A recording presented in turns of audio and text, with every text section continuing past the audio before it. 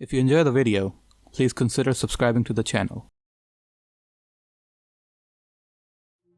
It's November 1998. Gabe Newell and the team have just released Half-Life.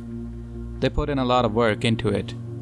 With an expectation of the game selling about 180,000 copies throughout its lifetime, they don't expect it to be a success. But they were wrong. It was an instant hit. A game that shook the industry, a game that revolutionized the way how games would be designed in the future. By the end of 1998, the game generated a revenue of $8.6 million in the United States alone. By January of 1999, the game had sold 500,000 copies worldwide, just 2 months after launch. The Game of the Year awards started to roll in. The critics went wild with positive reviews and the players even more so. But then, there's a question amidst all this praise and success. Imagine, you're Gabe Newell, it's 1999, you've created one of the best games ever made, and making a sequel is the obvious choice, but the question is, how? How would you create Half-Life 2?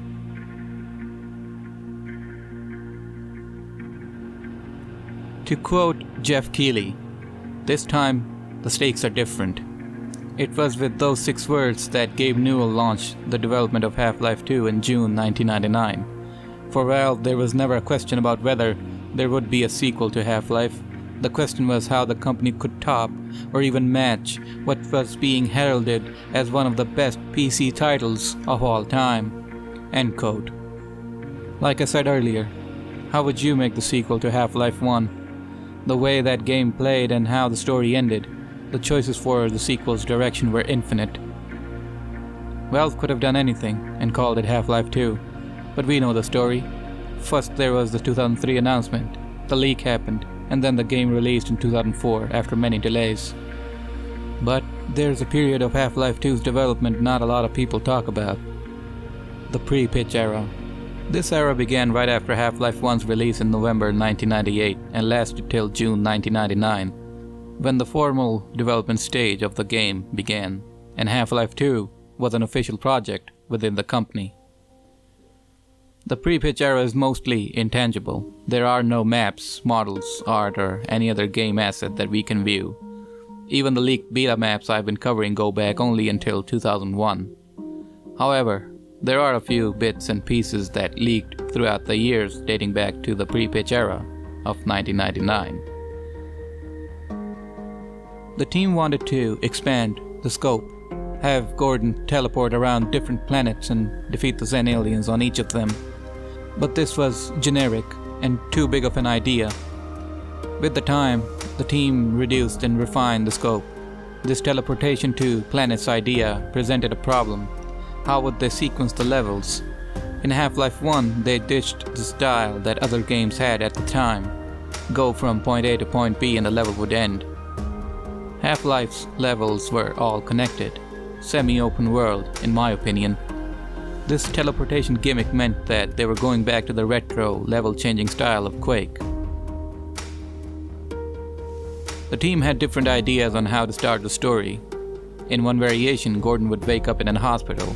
Rebels would come in and break Gordon out, and there would be a chase sequence, and then Gordon would see the rebels' base and then get teleported somewhere. That was one idea. In another variation, Gordon was supposed to be an agent, working for the G-Man. There would be other agents like Gordon, and his HEV suit would have turned into some leather suit with devices on top of it.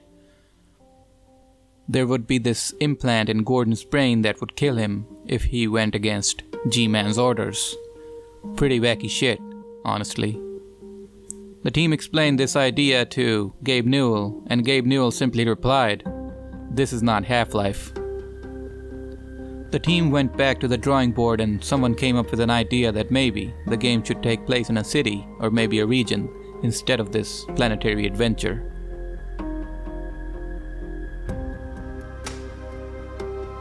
As far as the alien races come in, the team came up with 3 types. One would be this giant primitive tribal type insectoids.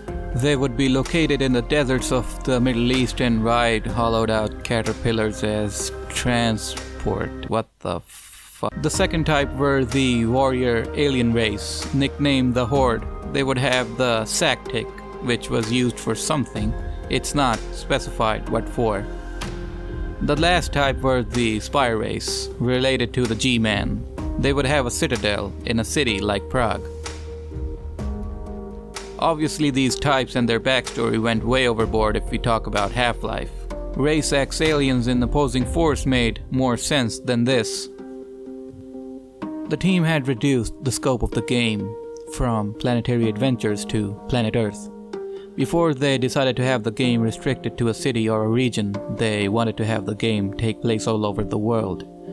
Cool places that would have looked nice. However, it's possible they didn't even have a proper story to link these places together. Chicago. This location would have had skyscrapers and an urban setting. I guess this was the idea that shifted into the earlier versions of City 17. You know, that US skyscraper era design. Then there's the Arctic base.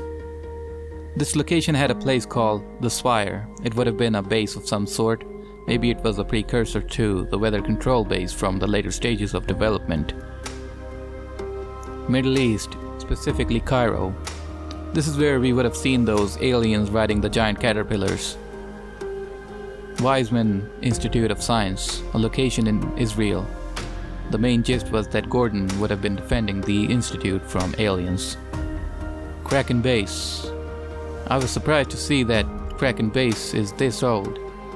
Possibly just an idea for an underwater base at this point, because Helena or Judith Mossman didn't even exist as a character. Prague-like European city. This would have been the location of the G-Men type spy aliens and their citadel. This one's interesting as I feel this idea developed into the City 17 we know today. The pre-pitch era is a mystery, an intriguing one at that. It's interesting to see how Half-Life 2 shaped up to be what it is today.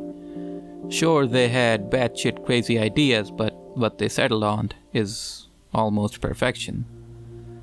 And what they created along the way is a whole another chapter on its own. I hope you enjoyed the video. Thank you for watching.